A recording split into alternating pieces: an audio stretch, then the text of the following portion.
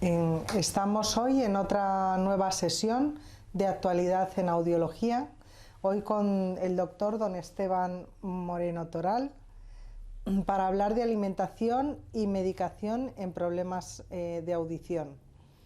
Don Esteban Moreno Toral es doctor en farmacia y profesor titular de la Universidad de Sevilla, es vicesecretario del Colegio de Ópticos Optometristas de Andalucía y miembro del Consejo de Audiología del Colegio de Andalucía. Además es audioprotesista y antiguo alumno de MOPE. Muchas gracias por estar aquí. Muchas gracias a vosotros por invitarme y encantado de venir aquí de nuevo a MOPE, que me parece un sitio, un centro que realiza una labor fundamental para sacar promociones de audioprotesistas al mercado y obviamente un problema como es la audición y la pérdida auditiva, pues sobre todo en las generaciones venideras, pues requieren de profesionales formados y estáis haciendo una gran labor, como así me consta. Así que enhorabuena. Muchas gracias. Pues hablando del tema que nos ocupa hoy, de alimentación y medicación en problemas auditivos, ¿qué alimentos son buenos para la audición? Bueno, fundamentalmente en el tema de la alimentación hay alimentos que son muy buenos, que favorecen o la prevención o bien el tratamiento, y otros que son perniciosos, ¿no? Vamos a hablar primero de los beneficiosos. Fundamentalmente son oligoelementos y algunas vitaminas, ¿no? Yo he seleccionado unos cuantos, vamos a mencionar unos 6-7. Empezaríamos con el primero, que sería el ácido fólico. El ácido fólico o vitamina B9 es una vitamina que va muy bien para la pérdida auditiva asociada a la edad, sobre todo ya personas a partir de 50-60 años pues deben tomar un suplemento. Este suplemento se puede administrar tomando alimentos que tienen hojas verdes, como pueden ser espinacas, lechuga o incluso legumbres como puede ser garbanzos o lentejas. Un segundo oligoelemento sería el magnesio. El magnesio va muy bien en la pérdida auditiva por ruidos. Personas que están sometidas a estrés por ruido y tienen esta pérdida auditiva, pues el magnesio funciona muy bien. ¿Dónde encontramos el magnesio? Pues por ejemplo en el chocolate negro o en el aguacate. Y además también previene contra la toxicidad auditiva por el tema de radicales libres. En tercer lugar tendríamos el zinc. El zinc, que lo podemos encontrar en altas cantidades en las nueces, funciona muy bien tanto en la prevención como en el tratamiento de la pérdida auditiva neurosensorial repentina, porque fundamentalmente se produce una estimulación del sistema inmunológico y esto hace que funcione muy bien el tema del zinc. El cuarto sería el potasio. El potasio lo podemos encontrar abundantemente en los plátanos, en la patata, en la naranja, y el potasio interviene en el intercambio de fluidos a nivel celular en general y también a nivel del oído interno. Y eso hace que haya un flujo bastante adecuado, flujo sanguíneo, y por lo tanto mejore la percepción auditiva de los pacientes. Después tenemos el omega 3. El omega 3 se encuentra sobre todo en los pescados azules, en la semilla de chía, en la linaza, y esto funciona muy bien, sobre todo en la pérdida auditiva relacionada con la edad, porque tiene un alto poder antiinflamatorio y eso hace que también mejore esa circulación sanguínea a nivel del oído. El penúltimo sería la vitamina D, que como toda vitamina D va muy bien para los huesos, en este caso para los huesecillos que tenemos en el oído medio, y esto lo podemos encontrar en lácteos en general, en huevos, en productos como puede ser las hojas, almendra o avena. Y finalmente, por destacar un último, podríamos encontrar muchos más, pues podemos señalar la vitamina B12. La vitamina B12 funciona muy bien en personas que tienen tinnitus o acúfenos crónicos, y la ingesta, por ejemplo, de ginseng funciona muy bien también para mejorar esas malas sensaciones que tiene el paciente por esos pitidos, esos silbidos que suelen ser crónicos. Podríamos mencionar más, pero bueno, yo creo que con esta relación tenemos un conjunto interesante de productos que mejoran nuestro sistema auditivo por distintas razones. Muy bien. ¿Y cómo mejorar la audición de forma natural? Bueno, obviamente, aparte de los alimentos y sin entrar en los medicamentos, hay cosas que podemos hacer que mejoran nuestro estado auditivo. Por ejemplo, evitar situaciones de ruido estridente. Es muy interesante pues evitar sitios donde existan sonidos que sean perjudiciales para nuestro sistema auditivo.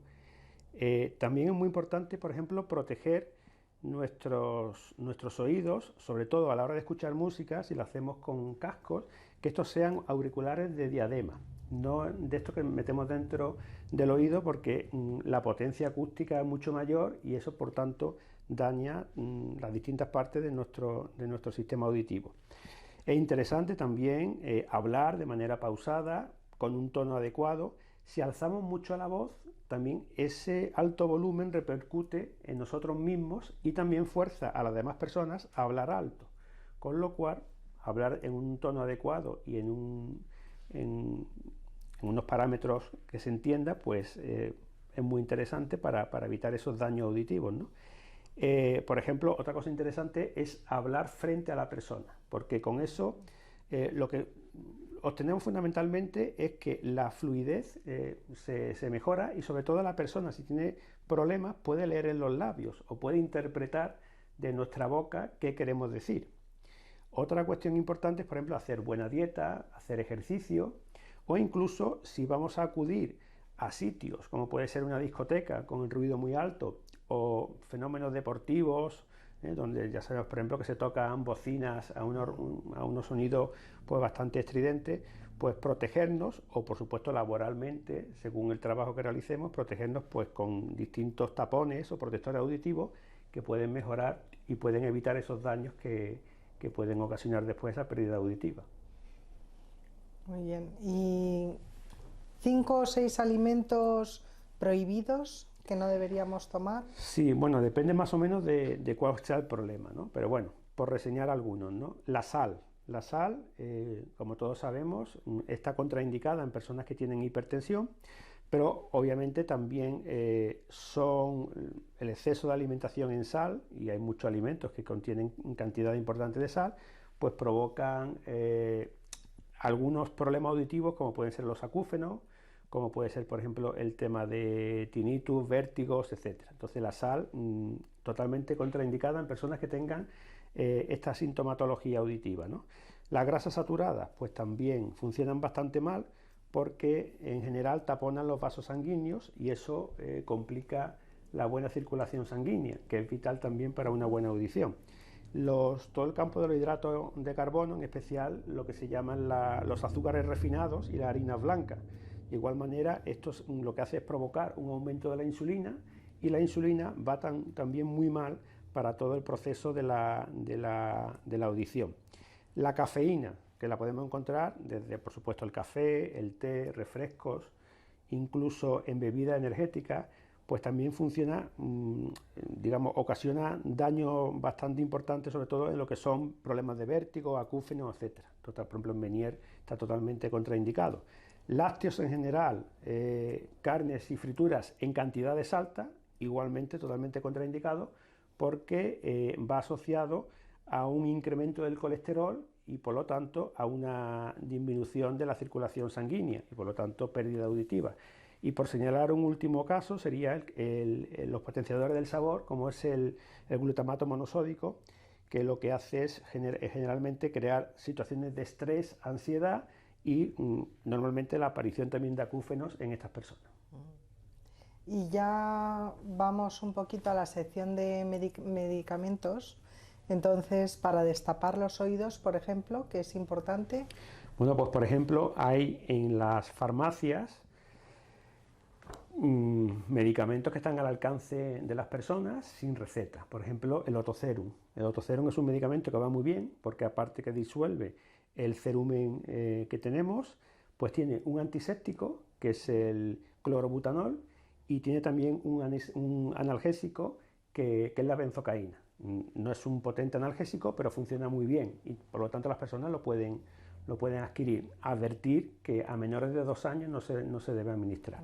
¿Vale? De todas formas, también está el método casero de toda la vida, que es la maniobra de Valsalva, o bien bostezar, o bien, bueno, la maniobra de Valsalva básicamente es cerrar nariz, cerrar boca, hacer una respiración profunda y durante 10-15 segundos exhalar para abrir digamos, desbloquear esas trompas de Eustaquio y quitar, digamos, ese entaponamiento que tenemos. Esto, por ejemplo, es muy normal cuando cogemos un avión, ¿vale? La presión que hay y tal, pues se nos queda después durante unas horas, incluso unos días, una sensación de oído taponado. Entonces, bien, ya digo, o bien con el Otocerum, que es un medicamento sin receta, o bien con maniobras caseras como esta maniobra de Valsalva, pues funciona bastante bien. ¿Y qué otro tipo de medicamentos son buenos para la audición o no Sí, son dañinos? sí, podemos encontrar medicamentos buenos y medicamentos malos. Vamos a hablar de los buenos. De los buenos, por ejemplo, hemos dicho que es importante los analgésicos. El analgésico, por ejemplo, el paracetamol, va muy bien, ¿vale? El ibuprofeno, de 400. Estos dos los podemos encontrar en la oficina de farmacia sin receta, con lo cual el paciente, cuando tiene esa sensación de molestia, de dolor, ¿vale? Pues lo puede adquirir libremente como un medicamento publicitario. Insisto, el ibuprofeno de 400, el de 600 necesita receta. Por ejemplo, para el dolor, por ejemplo, también podemos utilizar gota anestésica, que funciona muy bien. También otro medicamento sin receta, el Otogen. Este es un medicamento que tiene tetracaína y funciona muy bien, salvo que haya una perforación del tímpano. Está totalmente contraindicado en este caso. Por ejemplo, para el tema del tinnitus. Para el tema de tinnitus tenemos, por ejemplo, extracto de ginkgo biloba. En el mercado hay, por ejemplo, uno que es el Tabonin, que también funciona muy bien. Para el tema de los vértigos, pues distintos medicamentos. Esto ya con receta, porque todo el tema del vértigo es con receta. Tenemos, por ejemplo, el Diertine, que es un derivado de la ergocristina, o, por ejemplo, el Tanaquene, que también lleva ginkgo biloba, ¿vale? Fijaros que, por ejemplo, bueno, pues todo lo que va asociado al tema vestibular, al tema vértigo, necesita receta, mientras que los que he mencionado anteriormente no. Y después para la otitis, que es esa inflamación, esa infección del oído, el mejor antibiótico que hay es la amoxicilina, el que mejor funciona, mejor termina, digamos, pues con la desaparición de esa infección. Y por el contrario, medicamentos que son perjudiciales para la salud auditiva. Pues en la bibliografía he señalado 5 grupos. En el grupo de los analgésicos, el acetilsalicílico, la aspirina, que es como mayormente es conocida por el nombre comercial, en dosis alta va muy mal para el tema auditivo. Los antimaláricos, ¿vale? Personas que hayan contraído una enfermedad parasitaria, que es la malaria, pues todo el grupo, desde la quinina, la cloroquina, la pirimetamina, también va a dar problemas, contraindicaciones auditivas. Los antibióticos aminoglucósidos. Tenemos todo el grupo de la gentamicina, que es ototóxica, la streptomicina, la oramicina. Personas que están sometidas a procesos oncológicos, los citostáticos, por ejemplo, la ciclofosfamida o el cisplatino. También, obviamente, son medicamentos que se deben administrar en una situación hospitalaria porque tienen unos resultados perniciosos a otros niveles. Obviamente van a curar el cáncer, pero a nivel auditivo son bastante tóxicos. Y finalmente los betabloqueantes, personas que tienen problemas de corazón, pues más conocidos el propranolol o el practolol, pues también tienen ototoxicidad en los pacientes que usan este tipo de medicación. Pero bueno, quiero decir que todos también depende de las dosis, porque la dosis es muy importante. Si la dosis es ajustada y correcta, vale, pero sobre todo si nos pasamos un poquito, va a haber un problema serio a nivel auditivo. ¿Y cómo puede el audioprotesista aplicar estos conocimientos, tanto de alimentación como de medicación, en las visitas, en las adaptaciones de sus pacientes? Pues yo creo que la información es vital. O sea, nosotros como profesionales sanitarios tenemos que hablar con los pacientes, preguntarles por sus hábitos de vida, por sus circunstancias, por su entorno laboral, social, ocio, etcétera, ¿no? Familiar. Y obviamente a partir de ahí podemos sacar unas conclusiones, unos datos y podemos recomendarle cosas en función de esa alimentación, en función de la medicación o sus circunstancias patológicas. Yo creo que podemos hacer una labor sanitaria, sociosanitaria muy buena, ¿vale? Entonces, las ayudas audioprotésicas que le podemos hacer desde nuestro centro, también podemos hacer esa labor, pues informando sobre dieta, informando sobre buenos hábitos de vida y sobre todo en cuanto a la medicación, que va muy bien y que va muy mal. Hay una labor ahí interesante y yo animo a todo el mundo a que bueno, en la medida de lo posible, pues fideliza a los pacientes de esta forma, porque el paciente lo que quiere es que le resuelvan su problema. Y si le resolvemos el problema doblemente desde el punto de vista de la ayuda audio y del el contorno de alimentación, medicación y de hábitos de vida, yo creo que va a salir muy contento y muy vinculado a nuestro centro.